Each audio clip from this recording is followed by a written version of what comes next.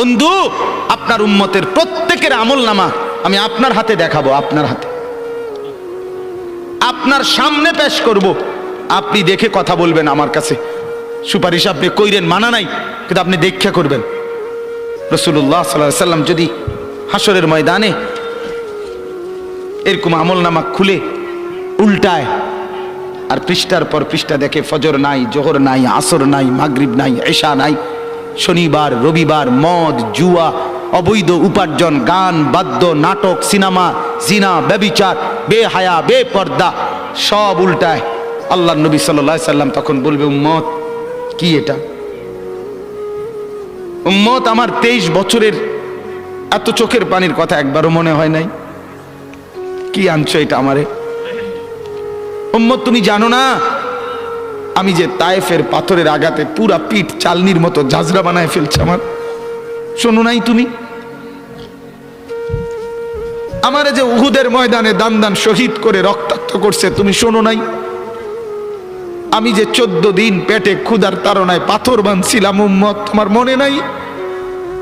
একবারও শোনো নাই আমার ক্ষুধার কষ্ট, আমার পিঠের ব্যথা, আমার দাঁতের ব্যথা, আমার কাঁধে 2টা কড়া ঢুকে গেছে? উম্মত, আমার ঘরে 3 মাস আল্লাহর নবীর স্ত্রী আয়েশা বলছে, আল্লাহর কসম উম্মত, নবীর স্ত্রী বলছে 3 মাস 3টা চাঁদ উঠছে ডুবছে, রাইনা হেলালান সুম্মা হেলালান সুম্মা হেলালান, 3 চাঁদ 3 মাসে নবীর 9 জন বিবির কারো ঘরে আম্মা জান আয়েশা বলে 1 ফোঁটা চুলায় আগুন জ্বলে নাই।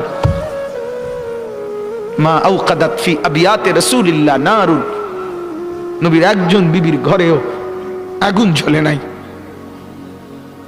আল্লাহর নবীর স্ত্রী আয়েশা একদিন বলছিল নবীকে পিঠে হাত বুলাইয়া, ইয়া রাসূলুল্লাহ, স্বামী আপনার পিঠ ছিদ্র ছিদ্র কেন?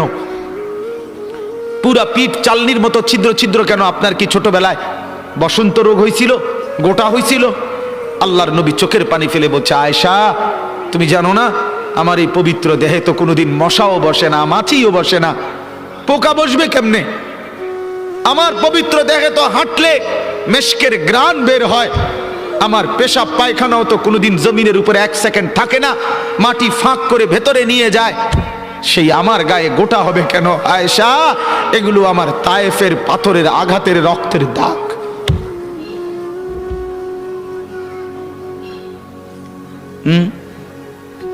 বলো না বাপ, কিছুই মনে হইল না?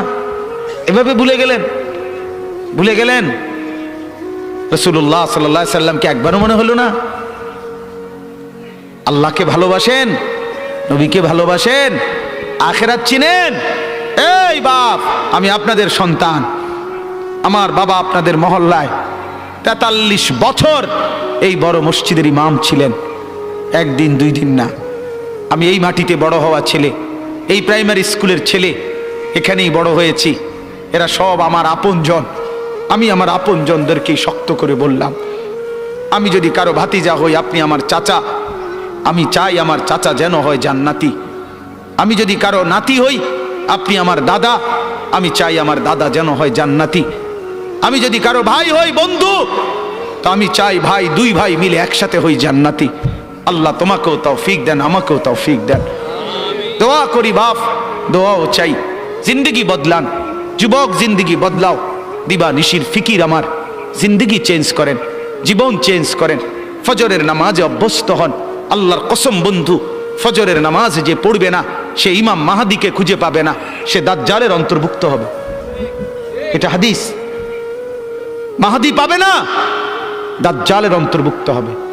এই সমস্ত মাথার সেলুন কাটিং চুল, যেগুলো উঁচা, সামনে বড় বড় চুল, এদিকে চুল নাই, এদিকে চুল নাই, সব দাজ্জালের চুল। বিশ্বাস করো, একেবারে পরিষ্কার হাদিস,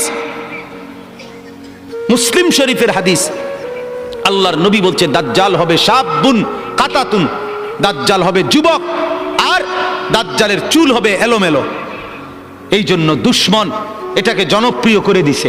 এদিকে নাই, এদিকে নাই, ওইদিকে নাই, এখান দিয়ে নাই, এখান দিয়ে ফেলাই দিছো, ওইখান দিয়ে উঁচা করে রাখছো, সামনে দিয়ে ঝাঁকড়া বানায় রাখছো। কি করছো বাপ? কোনোদিন জিজ্ঞাসা করলা না এটা কার থেকে নিলা? কি এটা, এটা কি মডেল নিলা? সেলুন থেকে বুঝি মানুষে মডেল নেয়। নাফিদ বুঝি ডিজাইনার হয়? হ্যাঁ, এটা বুঝি একটা রুচি হলো? হ্যাঁ, কি পড়লা বন্ধু? এত বাংলা, এত অঙ্ক, এত ইংরেজি বই, এত পদার্থ, এত অপদার্থ, এত জীববিজ্ঞান, এত জড় বিজ্ঞান, এত কিছু কই গেল? এরপরে সব থুইয়া নাফিতের থেকে গিয়া ডিজাইন আনলা। কথা বলেন না কেন? নাফিত থেকে কেন ডিজাইন আনলেন? নাফিত কেন সাজাই দিবে মুসলমানকে? মুসলমানকে সাজাবে তো রাসূলুল্লাহ সাল্লাল্লাহু আলাইহি ওয়াসাল্লাম। এক সাহাবী বলছেন, নবী কেমন ছিল জানো? যার সারা অঙ্গ একসাথে দেখলে সবচেয়ে সুন্দর, প্রতি অঙ্গ আলাদা আলাদা দেখলেও সবচেয়ে সুন্দর। আরেকজনকে বলছে, আপনি বলেন তো। আরেক সাহাবী বলছে, আমি বলি যে নবী ছিলেন এমন যাকে একবার দেখলে আবার দেখতে মন চায়, দ্বিতীয়বার দেখলে প্রথমবারের চাইতে আরো সুন্দর মনে হয়। যত তারে দেখি তত সুন্দরই লাগে। তিনি ছিলেন এমন। আল্লাহ তাআলা মেরাজে, এই যে এই মাস, 7 আসমানের উপরে আরশে আজিমে আল্লাহ তাআলা নবীকে নিয়ে গেলেন। যখন আরশের উপরে আল্লাহ তাআলা রাসূল সাল্লাল্লাহু আলাইহি ওয়াসাল্লামকে দাঁড় করাইলেন, এইবার আল্লাহ বললেন, বন্ধু কোনানে আনছি জানেন? আপনি জানেন কোথায় আনছি আপনারে?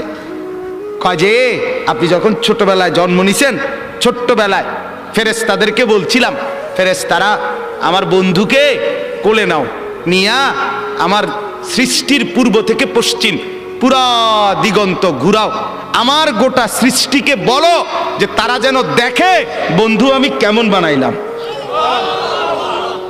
দেখো, দেখ আসমান দেখো, জমিন দেখো, বন্ধু আমি কেমন বানাইলাম। নাক দেখো, চোখ দেখো, ঠোঁট দেখো, মুখের চাহনি দেখো, চেহারার রং দেখো, চোখের পলক দেখো।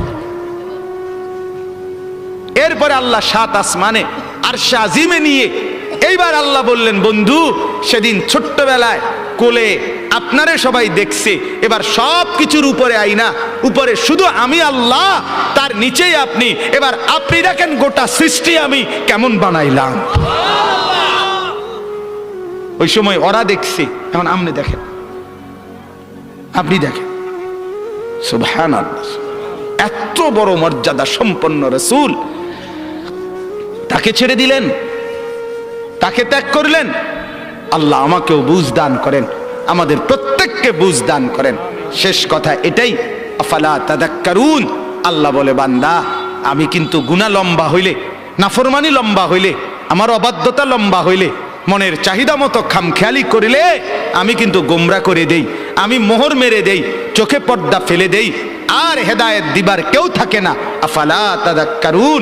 আমার বান্দা উপদেশ কি নিবা না? উপদেশ গ্রহণ করবা না? তবুও তো বলেন আল্লাহকে, আল্লাহ আমরা উপদেশ নিলাম, আমরা আপনার নাফরমানি করব না, আপনার রাসূলের অবাধ্যতা করব না। যুবক ভাইয়া, নামাজ পড়েন, নামাজ পড়েন, 5 ওয়াক্ত নামাজ পড়েন। অশ্লীলতা উলঙ্গপনা থেকে, বেহায়াপনা থেকে ছুটেন। নারীর ফাঁদে পড়বেন না, নারীর পিছনে পড়বেন না, অনর্থক কোনো মেয়ের প্রেমে পড়বেন না। আল্লাহ তাআলাই হালাল ভাবে একজন উত্তম স্ত্রী আল্লাহ মিলায় দেবে ইনশাআল্লাহ। এটা কোরআন, এটা আল্লাহর ওয়াদা। বান্দা আমি তোকে বানিয়েছি, তোর জন্য যদি আমি এত উপকরণ তৈরি করি, তো একজন স্ত্রী তো তোর জন্য আমি বানাইছি। অতএব দয়া করে আমার বন্ধু, আমার জওয়ান অনেক ছেলে বসছেন, সবার কাছে অনুরোধ, আমরা 5 ওয়াক্ত নামাজ পড়ার নিয়ত করি, বলেন ইনশাআল্লাহ। সর্বশেষ কথা হলো, ওয়াকালু মা হিয়া ইল্লা হায়াতুনা দুনিয়া নামুতু ওয়া নাহইয়া ওয়া মা ইউহলিকুনা ইল্লা দাহর। আল্লাহ বলে, যখন আমি কাউরে গোমরা করে দেই, মোহর মেরে দেই, চোখে পর্দা ফেলে দেই, আল্লাহ বলে, হে তখন কে রুমে জানুনি? আল্লাহ হে ওই রুম। সে তখন বলে, জীবন কেবলই এই দুনিয়াটা, কারণ তার তো আর কি নাই, হে সাইড মনো নাই। কথা বুঝেন নাই? সে তখন বলে, জীবন কেবল এই দুনিয়ায়, নামুতু ওয়া নাহিয়া, কেউ মরবো কেউ বাঁচবো, ওমা ইউহলিকুনা ইলা দাহর, সময়ের আবর্তন, কালের আবর্তন, কেউ মরছে কেউ জীবিত হচ্ছে। এখানে আলাদা কোনো স্রষ্টা, আলাদা কোনো তৈরিকারী, এটা কিছু নাই। কালের আবর্তনে, সময়ের আবর্তনে কেউ মরবে কেউ বাঁচবে। সময়ের আবর্তনে প্রথমে বান্দর থাকবে, ধীরে ধীরে মানুষ হয়ে যাবে। বাহ বাহ বাহ বাহ। যখন আল্লাহ ভুলে যায়, আখেরাত ভুলে যায়, তখন আমি যে একটু আগে বলছি যে পরকাল ভুলে গেলে, আল্লাহ ভুলে গেলে নিজেকেই ভুলে যায়, তখন গিয়া বান্দররে জিগায়, বান্দরের কাছে গিয়া জিগায়, এই যে ভাই বান্দর, চাই দেখেন তো একটু আমারে চিনেননি? বান্দরে কয়, হ চিনছি তো, আপনি তো আমার লগে আসিলেন, আমরার লগে, আপনি হেনে গেলেন কা? কয় এটাই তো আমি জিগাইতে আইছি, আমি তো আসিলাম আপনার লগে, আমি ওনে গেলাম কা? নাউযুবিল্লাহ, নাউযুবিল্লাহ। অতএব কোরআন থেকে বঞ্চিত হলে আখিরাত মিলে না, পরকাল মিলে না, আল্লাহকে আর খুঁজে পাওয়া যায় না, নিজের অস্তিত্ব ভুলে যায়। আল্লাহ বলেন ওমা লাহুম বিযালিকা মিন ইলম ইনহুম ইল্লা ইয়াযুন্নুন। আল্লাহ বলে মূলত এদের কোনো জ্ঞানই নাই, যারা দুনিয়াকে নিয়ে ব্যস্ত থাকে এরা মূর্খ, মূর্খ, নাদান, অজ্ঞ। ইনহুম ইল্লা ইয়াযুন্নুন, তারা নিজের খেয়াল খুশি মতো চলে, অনুসরণ করে, বলে। আল্লাহ বলেন মূলত জীবন বলা হয় দুনিয়া না আখিরাত।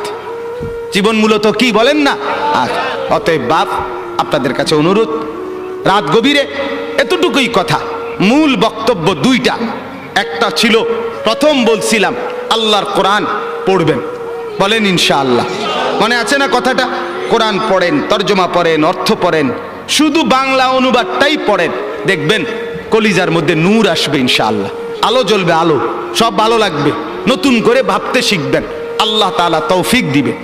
দুই, গুনার অনুসরণ করবেন না, নাফরমানি দীর্ঘদিন লম্বা করবেন না, নাফরমানি লম্বা করবেন না, মদ খাওয়া ছেড়ে দেন, জুয়া খেলা ছেড়ে দেন, গান বাদ্য ছেড়ে দেন, অশ্লীলতা ছেড়ে দেন, নাটক সিনেমা ছেড়ে দেন, নর্তকীর নাচ দেখা ছেড়ে দেন, উলঙ্গপনা ছেড়ে দেন, গান বাদ্য ড্যাকসেট বাজানো এগুলো বন্ধ করে দেন। যার ঘরে রঙিন টেলিভিশনে নর্তকী নাচে, সেই নর্তকীর নাচ বন্ধ করে দেন। প্রত্যেকের হারাম রোজগার, সুদ, ঘুষ, অবৈধ ইনকাম, এটা বন্ধ করে দেন। দুনিয়া অল্প অল্প অল্প। আল্লাহ তাআলা আমাদের প্রত্যেককে আখিরাতের প্রস্তুতি নেওয়ার তৌফিক দান করেন, বলেন আমিন। আমি আমার আব্বার জন্য দোয়া চাই, আমার আব্বা আপনাদের মাঝেই ছিলেন, আল্লাহ তাআলা যেন বাবার কবরকে নূরে নূরে ভরপুর করে দেন। আপনাদেরও যাদের বাবা নাই তাদের জন্য দোয়া করি। মা আমার অসুস্থ, হাসপাতালে ছিলেন 3 দিন, আজকে মাকে আনা হয়েছে বাসায়, তো মাও অসুস্থ, মার জন্য দোয়া করবেন।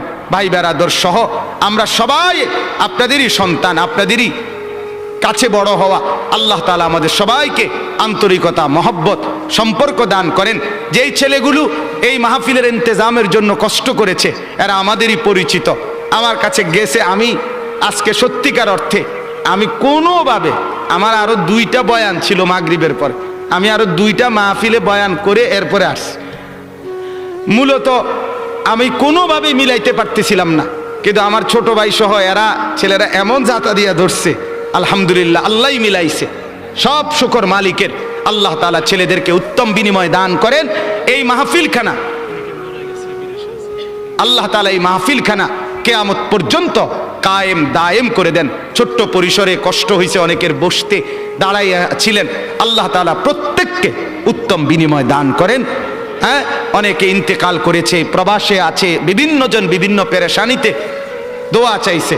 আমার এক বোন আমারে কিছুদিন বলছে, আগে এখনো বোন আছে বাসায়, তো বোন আমারে বলতেছে, ভাই এখনকার মানুষের 2 কথা সবসময় মনে রাখবি। আমি কই কি? এক, হয় ব্যস্ত নয় অসুস্থ। এই মেজফা হয় ব্যস্ত নয় কি অসুস্থ। এই হইল বর্তমান মানুষের পরিচয়, হয় ব্যস্ত নয় অসুস্থ। আল্লাহ তাআলা আমাদের প্রত্যেককে ঈমান আমলের দৌলত দান করেন, সুস্থতার জীবন দান করেন। আমাদের শ্রদ্ধেয় আলহাজ হযরত সালামতুল্লাহ হাফেজ সাহেব দামাত বারাকাতুহুম, সেই আমার বাবা যাকে মহব্বত করতেন, আমরাও যাকে শ্রদ্ধা করি, মহব্বত করি, ছোটবেলায় মক্তবে পড়েছি হুজুরের কাছে। এবং আমার শ্রদ্ধেয় হাফেজ মুজিব সাহেব হুজুর অনেক অসুস্থ, সব সময় আমি কথা বলি হুজুরের সাথে, হুজুরের এলাকায়ও যাই মাহফিলে। আল্লাহ তাআলা যেন উনাকেও শিফা দান করে, সুস্থতা দান করে। আমার শ্রদ্ধেয় মাওলানা হাবিবুর রহমান আল ফরিদি, আল্লাহ তাআলা তাকেও যেন কবুল করে, উত্তম বিনিময় দান করে। আল্লাহ আপনাদের সবাইকে সুখে রাখুক, উত্তম বিনিময় দান করুক, আমিন।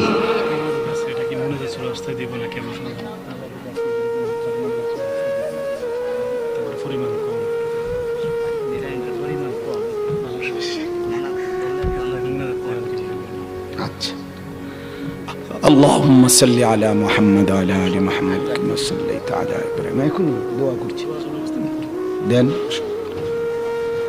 اللهم صل على محمد وعلى ال محمد كما صليت على ابراهيم وعلى ال ابراهيم انك حميد مجيد استغفر